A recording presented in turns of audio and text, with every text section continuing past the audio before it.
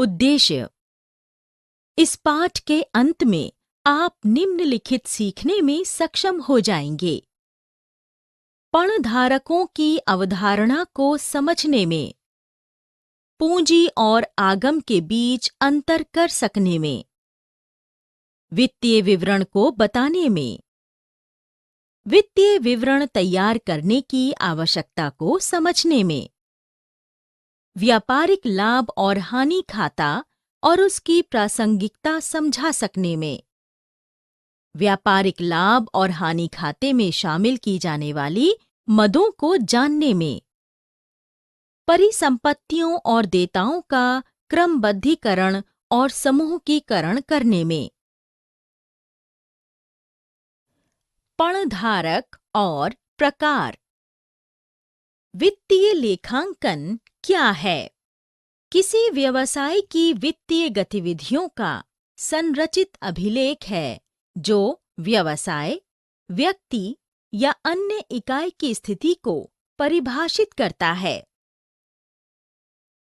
हम सभी जानते हैं कि व्यवसाय का मुख्य उद्देश्य निवेशकों, पणधारकों को महत्वपूर्ण वित्तीय जानकारी प्रदान करना है ताकि वे व्यावसायिक निर्णय लेते समय संगठन की स्थिति के बारे में भली भांति अवगत हों।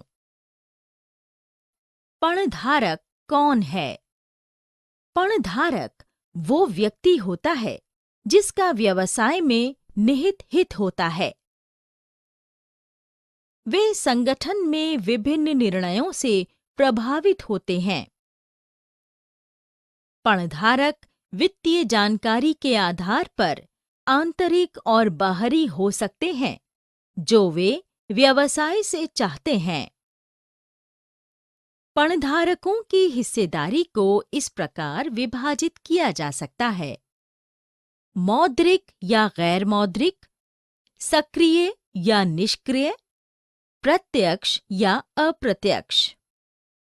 आइए आंतरिक और बाहरी पणधारकों पर चर्चा करें। आंतरिक पणधारक। आइए व्यवसाय के आंतरिक उपयोगकर्ताओं पर चर्चा करें।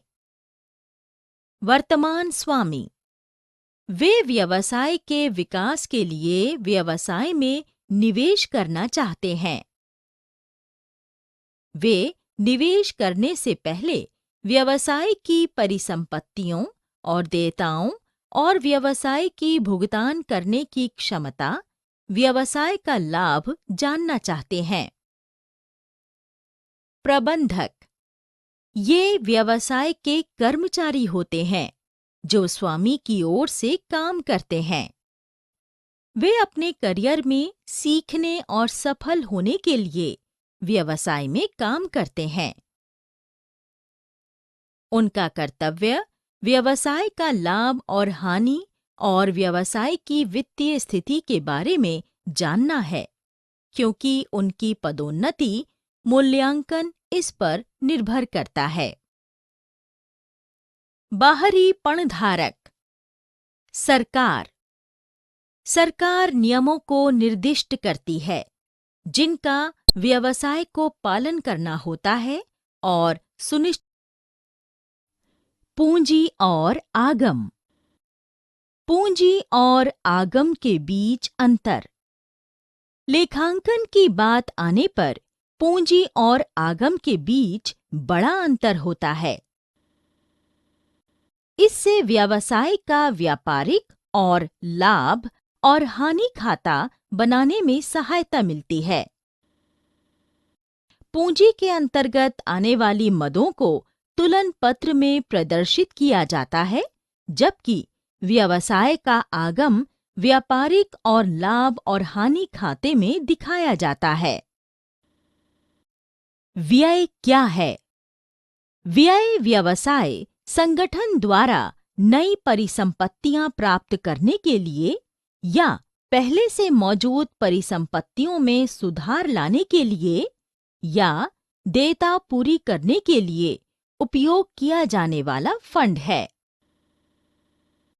ये व्यवसाय के दिन प्रतिदिन के परिचालन के लिए उपयोग किए जाने वाले फंड या संसाधन हैं, जैसे कर्मचारी को वेतन देना, किराए का भुगतान इत्यादि। व्यय का लाभ एक लेखांकन अवधि या उससे अधिक तक के लिए चल सकता है। ये वे व्यय हैं जिनका लाभ एक लेखांकन अवधि में मिल सकता है और तुरंत खर्च किया जा सकता है। उन्हें आयगत व्यय के रूप में जाना जाता है। ये वे व्यय हैं जिनका लाभ एक से अधिक लेखांकन अवधि तक प्राप्त किया जा सकता है और जो लंबी समयावधि तक उत्पादक होते हैं, उन्हें पूंजीगत व्यय के रूप में जाना जाता है। पूंजीगत व्यय और आयगत व्यय के बीच अंतर। व्यवसाय की अर्जन क्षमता। पूंजीगत व्यय व्यवसाय की अर्जन क्षमता बढ़ाने में सहायता करता है, जबकि आयगत व्यय व्यवसाय की अर्जन क्षमता बनाए रखने में सहायता करता है। व्यय का उद्देश्य। पूंजीगत व्यय व्यवसाय के सुचारू परिचालन के लिए स्थायी परिसंपत्तियां क्रय करने के लिए किया जाता है, जबकि आयगत व्यय व्यवसाय के दिन प्रतिदिन के परिचालन के लिए किया जाता है। व्यय की प्रकृति। आयगत व्यय प्रकृति से आवर्ती व्यय होता है, जबकि पूंजीगत व्यय प्रकृति से अनावर्ती व्यय होता है। पूंजीगत और आयगत व्यय का महत्व। स्थगित आयगत व्यय क्या है? आयगत व्यय, जिसका लाभ एक से अधिक लेखांकन अवधि तक विस्तृत हो सकता है, उसे स्थगित आयगत व्यय के रूप में जाना जाता है। जैसे विज्ञापन व्यय। व्यय और खर्च के बीच क्या अंतर है? व्यय व्यावसायिक फर्म द्वारा दिन प्रतिदिन के परिचालन या परिसंपत्तियों के क्रय या किसी देयता का भुगतान करने पर व्यय किया जाने वाला धन है, जबकि व्यय का वो हिस्सा जिसका चालू वर्ष में उपयोग किया जाता है या जो चालू वर्ष में उठाया जाता है, उसे चालू वर्ष के खर्च के रूप में जाना जाता है। प्राप्तियां। ये वे प्राप्तियां हैं जो बार बार प्राप्त नहीं होती हैं और वापस लौटाने की आवश्यकता होती है। इन प्राप्तियों का लाभ लंबी अवधि तक चल सकता है। इन्हें पूंजीगत प्राप्तियां कहा जाता है। इसका उदाहरण बैंक से लिया गया ऋण है। ये प्राप्तियां बार बार प्राप्त होती हैं और धन वापसी का दायित्व नहीं देती हैं, जिसे आयगत प्राप्तियां कहा जाता है। व्यवसाय के दैनिक खर्चों को पूरा करने के लिए इन प्राप्तियों की आवश्यकता होती है। इस प्रकार की प्राप्तियों का उदाहरण व्यवसाय द्वारा प्राप्त निवेश पर ब्याज है। पूंजी और आगम के बीच अंतर जानना क्यों महत्वपूर्ण है? निम्नलिखित कारणों से पूंजी और आगम के बीच अंतर को जानना महत्वपूर्ण है। हम जानते हैं कि हम सभी आयगत मदें व्यापारिक लाभ और हानि खाते में दिखाते हैं और पूंजीगत मदें तुलन पत्र में दिखाई जाती हैं। यदि खाता बही में किसी भी मद की गलत तरीके से प्रविष्टि हो जाती है, तो लाभ और हानि खाते की गणना गलत होगी। इसलिए प्रत्येक मद की सही प्रकृति की पहचान करना और तदनुसार खाता बही में उसे दर्ज करना महत्वपूर्ण है। किसी व्यवसाय। वित्तीय विवरण। सभी उपयोगकर्ताओं की, चाहे आंतरिक हों या बाहरी व्यवसाय से अलग-अलग सूचनात्मक आवश्यकताएं होती हैं। इसलिए एकल उपयोगकर्ता के लिए जानकारी उत्पन्न करने के बजाय व्यवसाय वित्तीय विवरणों का सेट तैयार करता है, जो सभी प्रकार के उपयोगकर्ताओं की सूचनात्मक आवश्यकताओं को पूरा करता है। वित्तीय विवरण तैयार करने का उद्देश्य। वित्तीय विवरण व्यवसाय या संगठन की वित्तीय स्थिति की वास्तविक और स्पष्ट तस्वीर देता है और समय की एक अवधि के दौरान व्यवसाय की वित्तीय स्थिति में परिवर्तन करता है। वित्तीय विवरण पिछले प्रदर्शन का तुलनात्मक विश्लेषण करके संगठन के वित्तीय प्रदर्शन की वास्तविक और स्पष्ट तस्वीर देता है। व्यापारिक और लाभ और हानि खाता। व्यापारिक और लाभ और हानि खाते को आमतौर पर एक साथ तैयार किया जाता है। ये एक लेखांकन अवधि में व्यवसाय द्वारा अर्जित लाभ और लेखांकन अवधि में व्यवसाय द्वारा उठाई गई हानि की गणना करने में सहायता करता है।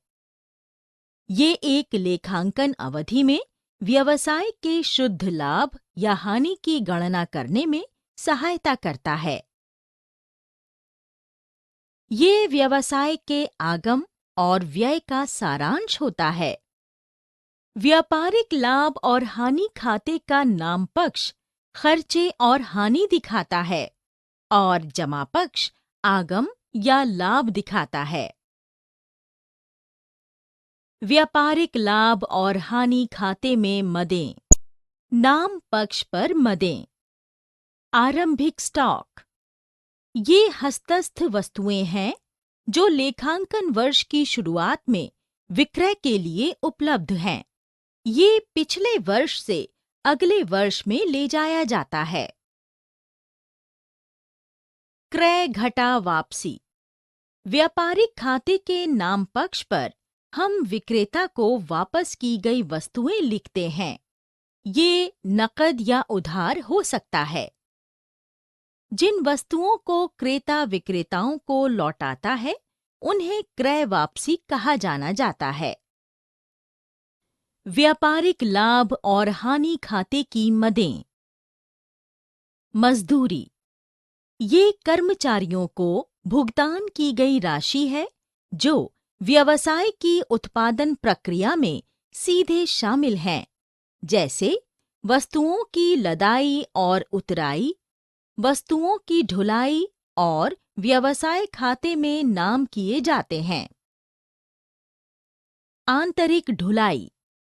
इसमें आपूर्तिकर्ता से व्यवसाय तक और व्यवसाय से ग्राहकों तक वस्तुओं की ढुलाई के लिए व्यवसाय द्वारा किए गए खर्च शामिल हैं।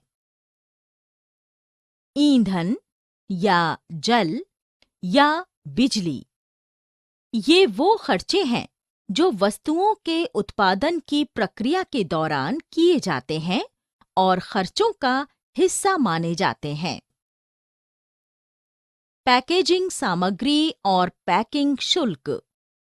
जो खर्च वस्तुओं की पैकिंग के लिए उन्हें बिक्री के लिए तैयार करने या परिवहन उद्देश्य से या उत्पाद की सुरक्षा के लिए किए जाते हैं, उन्हें पैकिंग शुल्क के तहत माना जाता है। उत्पादों की पैकिंग में उपयोग की जाने वाली सामग्री की लागत को प्रत्यक्ष खर्च कहा जाता है, जबकि वस्तुओं की ढुलाई पर किए गए खर्चों को अप्रत्यक्ष खर्चों के रूप में जाना जाता है और व्यापारिक लाभ और हानि खाते में नाम किए जाते हैं। किराया, कमीशन, ब्याज भुगतान। इसमें कार्यालय के किराए, गोदाम के किराए, कारखाने के किराए, करों, ऋणों के लिए ब्याज भुगतान, बैंक अधिविकर्ष इत्यादि व्यावसायिक लेन देन के लिए एजेंटों को कमीशन भुगतान के रूप में किए गए खर्चे शामिल हैं और लाभ और हानि खाते में नाम किए जाते हैं। मरम्मत, फर्नीचर, फिक्सचर और संयंत्र और मशीनरी की मरम्मत से संबंधित सभी प्रकार की मरम्मत इस शीर्षक के अंतर्गत शामिल की जाती है। इस तरह के व्यय लाभ और हानि खाते में नाम किए जाते हैं। विविध व्यय छोटी मात्रा में होने वाले खर्चों को एक साथ जोड़ दिया जाता है और उन्हें विविध व्यय के रूप में जाना जाता है। ये खर्चे खर्च के सकल लाभ और निवल लाभ की अवधारणा। सकल लाभ और निवल लाभ की अवधारणा। व्यापारिक लाभ और हानि खाता वो खाता होता है जो दो खातों, व्यापारिक खाता और लाभ और हानि खाता से बना होता है। व्यापारिक खाता लेखांकन अवधि के दौरान सकल लाभ या सकल हानि पता लगाने में सहायता करता है, जबकि लाभ और हानि खाता लेखांकन अवधि के दौरान निवल लाभ या निवल हानि पता लगाने में सहायता करता है। व्यापारिक खाता। व्यापारिक खाता व्यवसाय के दिन प्रतिदिन के परिचालन से उत्पादन पता लगाता है। ये परिचालन वस्तुओं का निर्माण, वस्तुओं का क्रय और विक्रय हो सकते हैं। व्यापारिक खाता ये पता लगाने के लिए तैयार किया जाता है कि क्या ग्राहकों को वस्तुएं और सेवाएं बेचना व्यवसाय के लिए लाभदायक है या नहीं। व्यवसाय के खर्चों को दो श्रेणियों में बांटा जाता है। प्रत्यक्ष खर्च।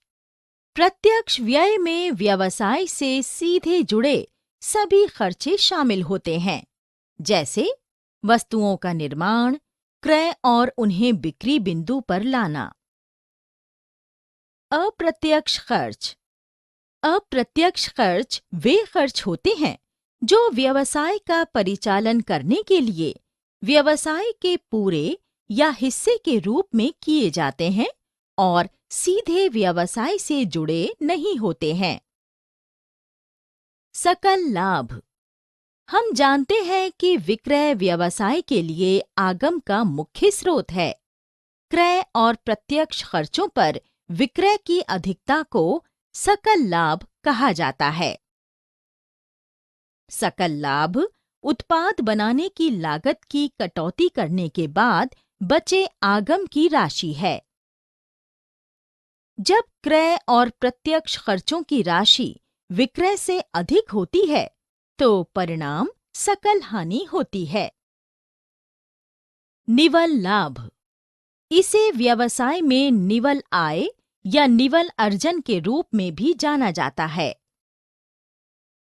ये कुल आगम से प्रचालन खर्च और अन्य सभी शुल्कों का कटौती करने के बाद कंपनी का लाभ है।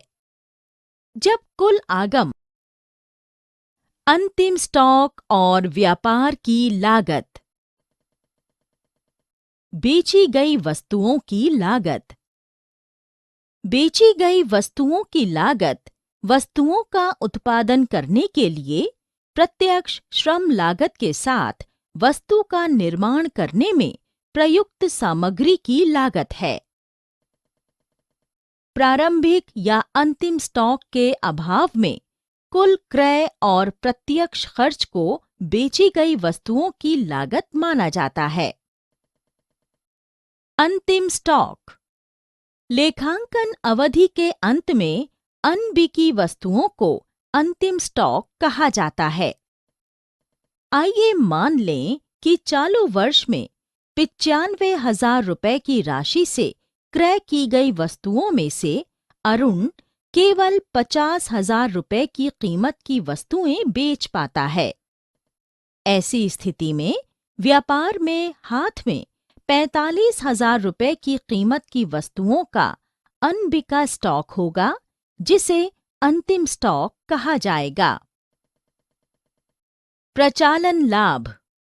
प्रचालन लाभ कर और ब्याज का कटौती करने से पहले व्यवसाय का लाभ है। ये वो लाभ है जिसे हम व्यवसाय के सामान्य परिचालन के दौरान अर्जित करते हैं। ये प्रचालन खर्चों पर प्रचालन आगम की अधिकता है। प्रचालन लाभ में असामान्य कारणों से होने वाली हानि पर विचार नहीं किया जाता है। तुलन पत्र। तुलन पत्र सर्वाधिक मौलिक वित्तीय दस्तावेज है जो कंपनी की कुल परिसंपत्तियों और देयताओं को प्रकट करता है। ये हमें लेखांकन अवधि के अंत में व्यवसाय की वित्तीय स्थिति के बारे में बताता है। इसका नाम पक्ष परिसंपत्तियां और जमा पक्ष देयताएं दिखाता है। ये खाता बही खातों के शेष का विवरण है, जिसे व्यापारिक लाभ और हानि खाते में स्थानांतरित करने के बजाय अगले वर्ष के लिए आगे ले जाया जाना चाहिए।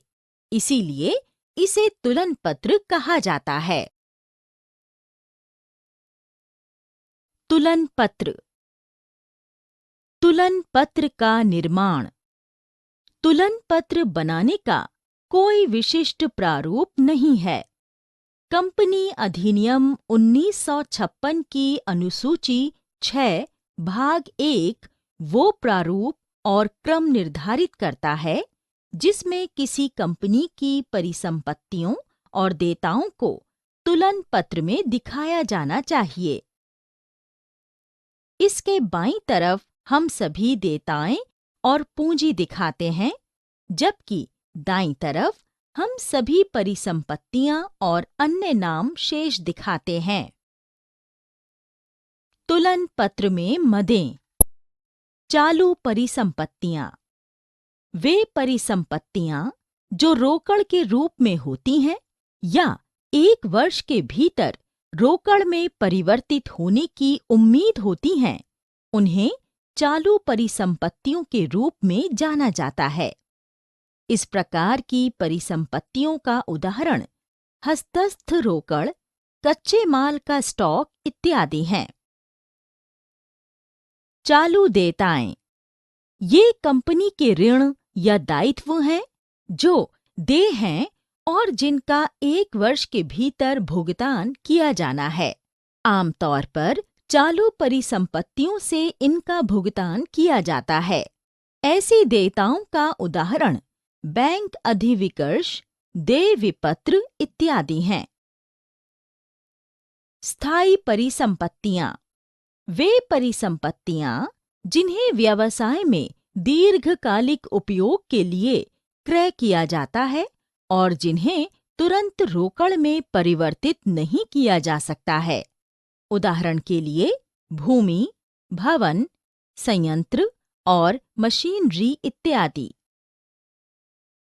अमूर्त परिसंपत्तियां वे परिसंपत्तियां जो हमारे सामने भौतिक रूप से मौजूद नहीं होती हैं और जिन्हें छुआ या देखा नहीं जा सकता है, उन्हें अमूर्त परिसंपत्तियां कहा जाता है, जैसे पेटेंट, ट्रेडमार्क, ख्याति आदि।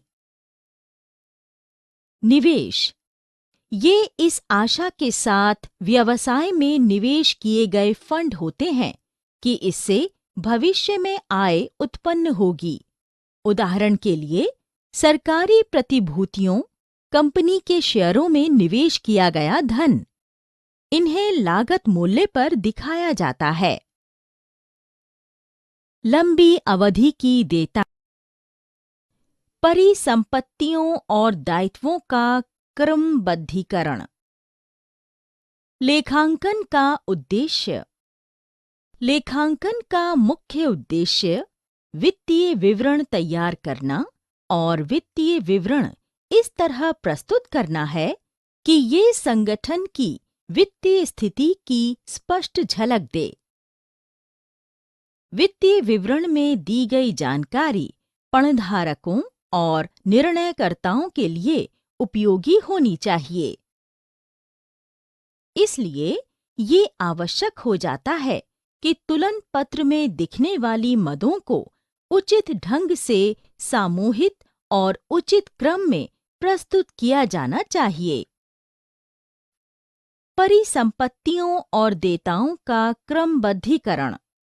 क्रमबद्धीकरण शब्द का अर्थ वो क्रम है जिसमें परिसंपत्तियां और देयताएं व्यवस्थित की जाती हैं। एक विशिष्ट क्रम में तुलन पत्र में परिसंपत्तियों और देयताओं की व्यवस्था की प्रक्रिया को क्रमबद्धीकरण के रूप में जाना जाता है। परिसंपत्तियों और देयताओं की व्यवस्था दो तरीकों से की जा सकती है। स्थायित्व।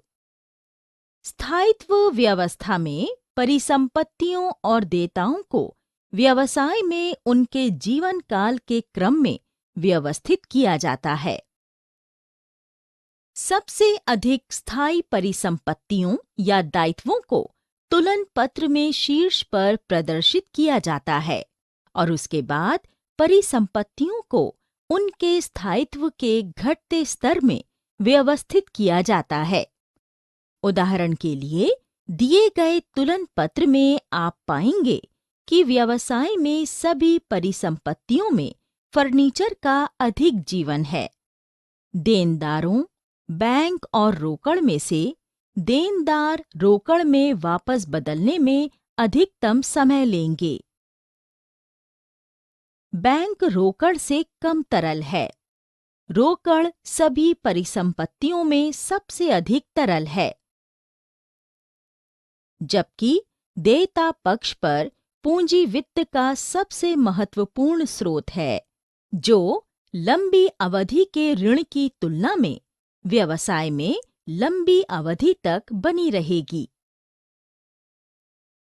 लेनदार तरल देयता हैं जिन्हें निकट भविष्य में डिस्चार्ज किया जाएगा। परिसंपत्तियों और दायित्वों का क्रमबद्धीकरण जारी। तरलता। तरलता का तात्पर्य नकदी में परिवर्तनीयता है। तरलता या नकदी के रूप में प्रस्तुत जानकारी उपयोगकर्ता को विभिन्न खातों के जीवन के बारे में अच्छा विचार प्राप्त करने में सक्षम बनाती है। जिन परिसंपत्तियों को आसानी से नकदी में परिवर्तित किया जा सकता है, उन्हें शीर्ष पर रखा जाता है, जबकि देयताओं को भुगतान के क्रम में व्यवस्थित किया जाता है। सबसे जरूरी भुगतान तुलन पत्र के शीर्ष पर रखा जाना चाहिए। परिसंपत्तियों और देयताओं का समूहीकरण।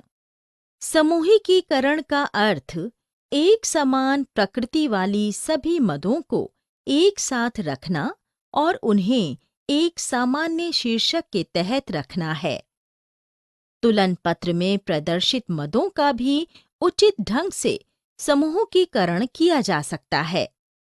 उदाहरण के लिए देनदार, बैंक, रोकड़ इत्यादि का समूहीकरण किया जा सकता है और चालू परिसंपत्तियों के शीर्षक के तहत दिखाया जा सकता है और लेनदारों को चालू देयताएं शीर्षक के तहत रखा जा सकता है। प्रारंभिक प्रविष्टि। एक लेखांकन अवधि के अंत से दूसरी लेखांकन अवधि की शुरुआत में आए ले जाए गए शेष को प्रारंभ शेष या प्रारंभिक प्रविष्टि कहा जाता है। वास्तव में किसी लेखांकन अवधि का तुलन पत्र अगली लेखांकन अवधि का प्रारंभिक तलपट बन जाता है। सारांश। हमने जो कुछ सीखा है उसे संक्षेप में दोहराएं। पणधारक व्यवसाय से जुड़ा व्यक्ति होता है। विभिन्न पणधारकों का हित मौद्रिक या गैर मौद्रिक हो सकता है, हित सक्रिय या निष्क्रिय हो सकता है, या प्रत्यक्ष या अप्रत्यक्ष हो सकता है। किसी परिव्यय का भुगतान और या खर्च चालू देयता के निपटान से भिन्न किसी उद्देश्य के लिए किया जाता है, जिसे व्यय कहा जाता है। यदि व्यय का लाभ एक लेखांकन अवधि में मिलता है, तो इसे आगम व्यय कहा जाता है। यदि व्यय का लाभ एक से अधिक लेखांकन अवधि तक मिलता है, तो इसे पूंजीगत व्यय कहा जाता है। व्यय का वो हिस्सा जिसे चालू वर्ष में उपयोग या उपभोग किया गया माना जाता है, उसे चालू वर्ष का खर्च कहा जाता है। वित्तीय विवरण तैयार करने के मूल उद्देश्य हैं: ए. व्यवसाय के वित्तीय प्रदर्शन की सही और निष्पक्ष झलक पेश करना। बी. व्यवसाय की वित्तीय स्थिति की सही और निष्पक्ष तस्वीर प्रस्तुत करना। प्रत्यक्ष खर्च का अर्थ वस्तुओं के निर्माण, क्रय से सीधे जुड़े सभी खर्च और उन्हें बिक्री के बिंदु पर लाना है। क्रय और प्रत्यक्ष खर्च पर विक्रय की अधिकता को सकल लाभ कहा जाता है। यदि लाभ और हानि खाते के जमा पक्ष का योग नाम पक्ष की तुलना में अधिक है, तो अंतर उस अवधि के लिए निवल लाभ है जिसमें इसे तैयार किया जा रहा है। यदि नाम पक्ष का योग जमा पक्ष के योग की तुलना में अधिक है, तो अंतर व्यवसाय फर्म द्वारा उठाई गई निवल हानि है।